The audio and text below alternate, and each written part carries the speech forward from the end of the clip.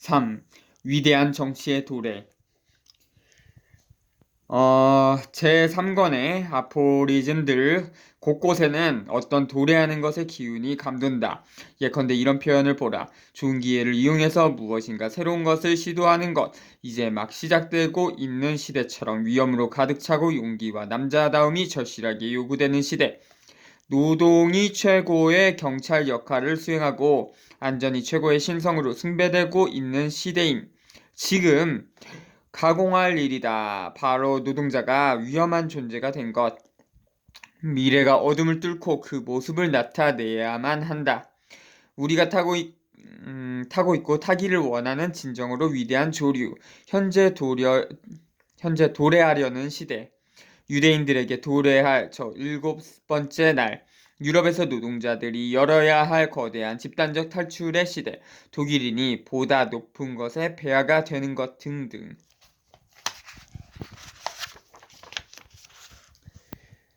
도래하는 것. 이미와 아직 사이에서. 우리는 여러 곳에서 니체가 어떤 것의 도래를 기다리고 있음을 알 수 있다.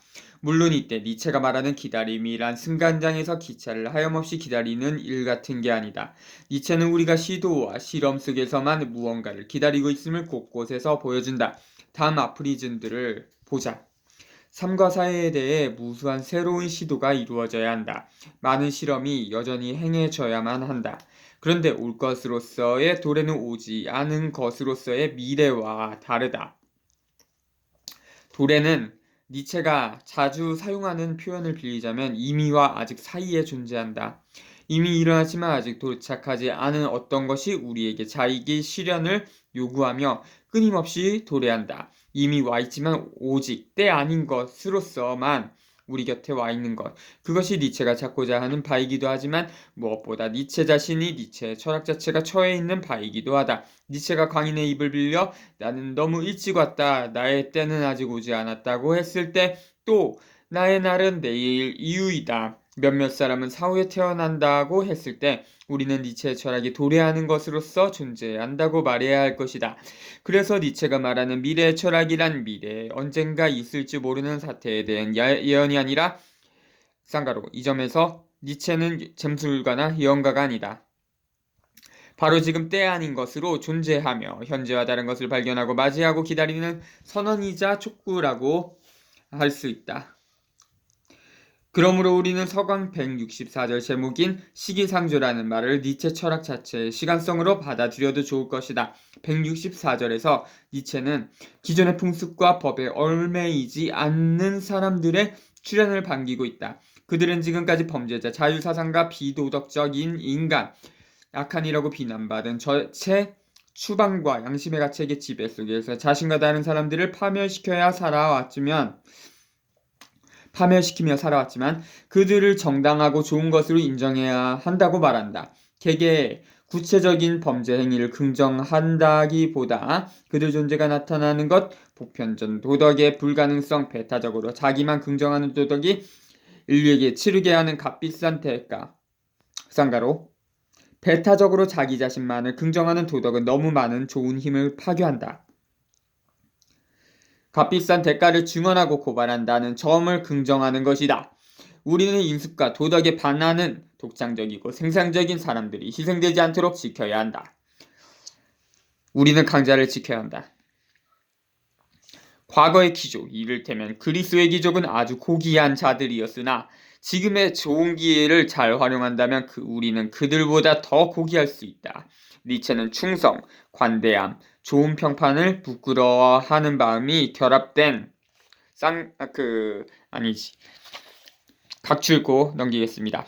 니체가 문헌학적 노고가 존재하는 믿음을 두고 한 다음 말을 참고하라. 문헌학은 지금은 존재하지 않지만 미래에 언제라도 오게 될 소수의 사람들을 위해 엄청난 양의 까다롭고 심지어 더럽기까지 한 일을 미리 행한다는 고귀한 믿음을 전제로 한다. 계속 니체는 충성, 관대함, 좋은 평판을 부끄러워하는 마음이 결합된 정신을 당시 독일인이 기족적이고 하며 다시 할게요. 귀족적이고 고귀하며 고결하다고 부른다는 점을 상기시킨다. 이것은 분명 고귀함에 대한 기사도적이고 봉건적인 관점이다. 그런데 이로부터 우리는 가장 고귀한 그리스인의 정신조차 보잘것없이 느껴지게 하는 시각을 얻을 수도 있다. 사실 그리스인은 명예를 위해 목숨을 걸지도 않고 선한 이름을 지키기 위해 명성과 권력을 포기하지도 않는다. 그들은 동료에 대한 질투가 심했고 기회만 있으면 권력을 찬탈하려 했다. 거짓과 살인, 배반 등의 양심의 가책을 느끼지도 않는 사람들이었다. 그리스에서 국가에 대한 우상 숭배가 그토록 강조되었던 것은 그만큼 그들이 국가에 대한 존경심이 없었기 때문이다.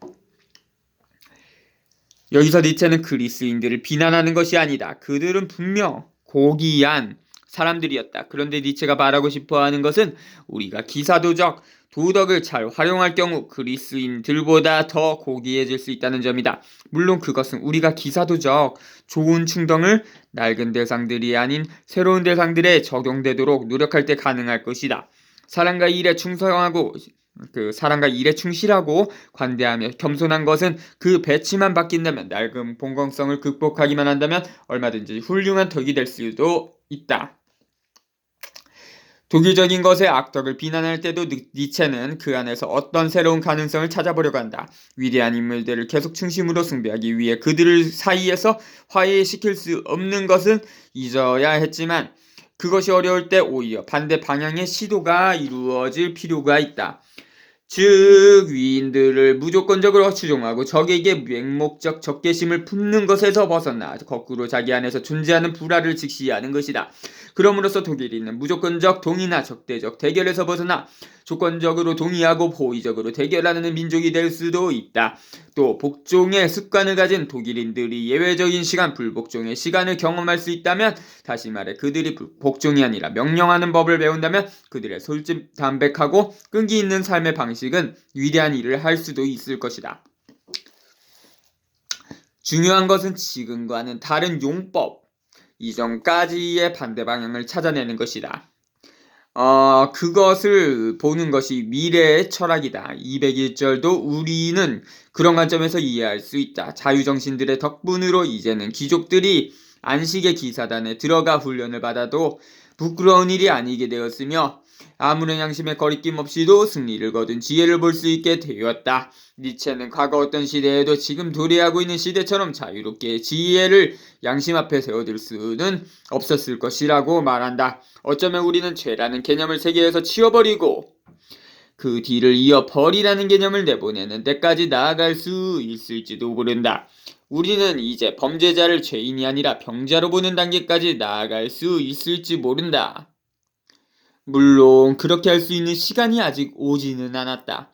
아직 사회와 개인의 건강을 그것이 얼마나 많은 가식자들을 견뎌낼 수 있는가에 따라 평가하려는 용기를 가진 사상가들도 없다.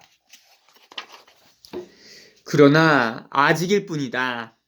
우리는 심지어 과거에서도 도래하는 것을 발견할 수가 있다. 독일인이 근대 계몽주의에 반대하면서 불러낸 정신, 다시 말해 역사, 기원과 발전에 대한 이해, 과거의 것에 대한 공감, 감정과 인식에 대해 새롭게 일깨워진 열정은 한동안 반동적인 정신의 호의적인 동료처럼 보였지만 이후 어느 날에는 다른 성질을 갖게 된다.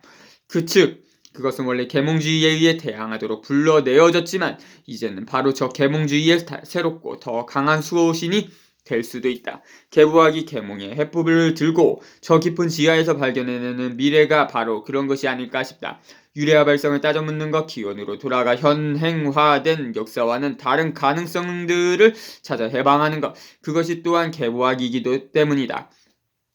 계보학자는 옛 시대의 자식임을 기꺼이 선언하기도 하는데, 그것은 단순히 과거를 회귀하기 위해서가 아니다. 그것은 현 시대로부터 자유롭기 위해서, 그리고 앞으로 도래할 시대를 위해서 그렇게 하는 것이다.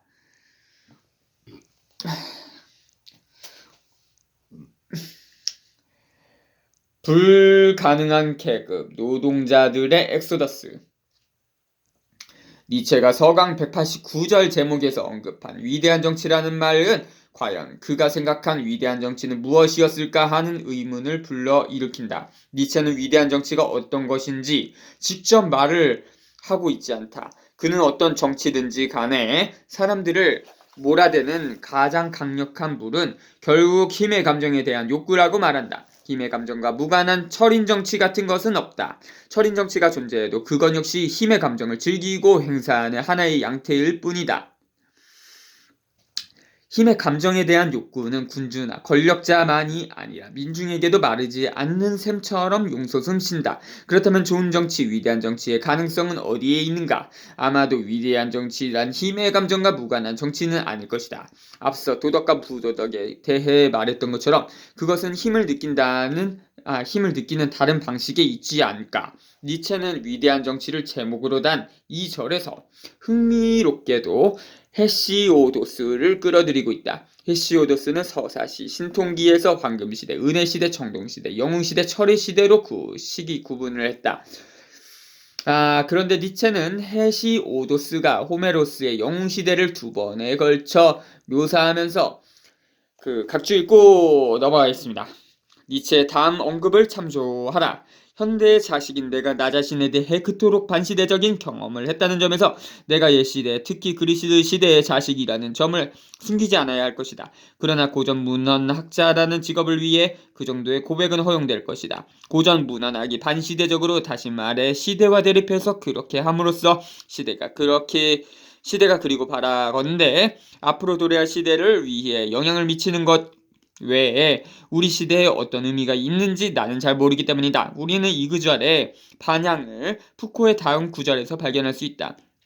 내 연구 그것이 목표하는 바는 그 자신의 역사를 사고하는 작업이 어느 정도나 사고를 그것이 침묵하는 가운데 생각하는 것으로부터 벗어나게 해줄 수 있으며 그것으로 하여금 얼마만큼이나 다르게 사고할 수 있도록 해줄 수 있을지를 아는 것이다. 들레즈는 위에 니체가 쓴 문장을 물려 푸커의 직업을 이렇게 요약한다. 사유는 자신의 역사를 사유하지만 그것은 자신을 현재에 사유하는 바로부터 자유롭게 하기 위해 그리고 마침내는 다른 방식으로 생각할 수 있기 위해서이다.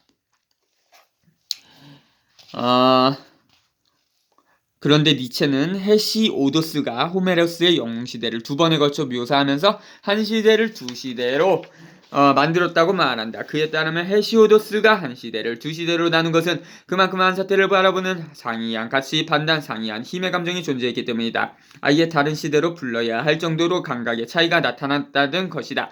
모험적이고 폭력적인 인간들에게 억압받았던 이들은 이 시대를 나쁜 시대로 보지만 기사적 종족의 자손들은 그 시대를 좋고 행복한 시대로 본다는 것, 말 그대로 서로 다른 해석학이 존재하는 것이다. 누구에게는 황금시대이지만 누구에게는 그 반대일 수 있는 것이다. 니체가 위대한 정치의 도래를 말한다면 아마도 그것은 힘과 권력에 대한 아주 다른 감각의 도래를 말하는 것으로 보아야 한다. 정치의 과제나 목표를 아주 달리 보는 시각이 말이다. 다시 하겠습니다. 정치의 과제나 목표를 아주 달리 보는 시각 말이다. 니체가 고대 그리스의 위대한 정치가라고 부른 이들은 통치자나 법제도의 안정보다는 다양한 정치적 비전이 경쟁하는 장, 그들이 아곤이라고 부른 치열한 경쟁을 유지하고 강화하는 것에서 정치의 목표를 찾았다. 니체가 179장에서 가능한 한 국가를 찾게 할 것이라고 말했을 때 나는 그가 우리에게 정치의 장소와 목표를 달리하는 것을 요구하고 있다고 생각한다. 각주 읽고 넘기겠습니다. 이 언급은 도덕의 계보에도 나온다. 그 헤시오도스는 화려하지만 마찬가지로 무섭고 폭력적인 호메로스의 세계가 나타나는 모순을 해결하는데 한 시대를 둘로 나누고 그것을 다른 시대인 것처럼 전으로 배치하는 것 외에는 방법이 없음을 알았다.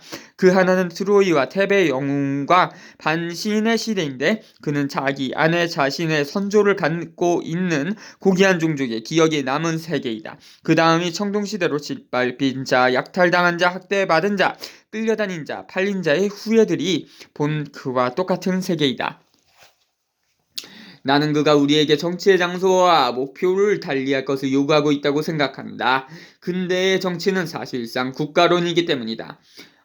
니체는 이렇게 말했다. 모든 정치, 경제적인 일들은 가장 많은 재능을 타고난 정신들이 관여해야만 할 정도의 가치를 가지고 있지 않다. 이러한 정신의 낭비는 공궁한 상태보다 근본적으로 더 나쁘다.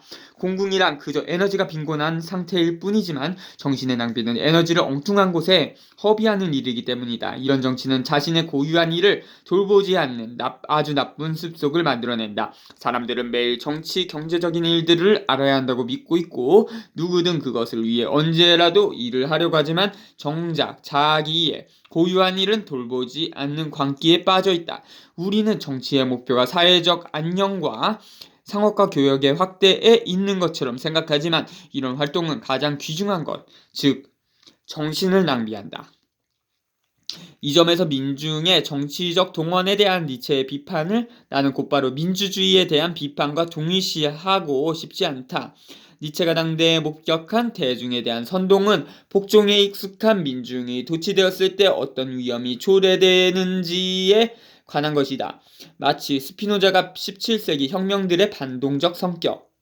각주 읽고 넘기겠습니다.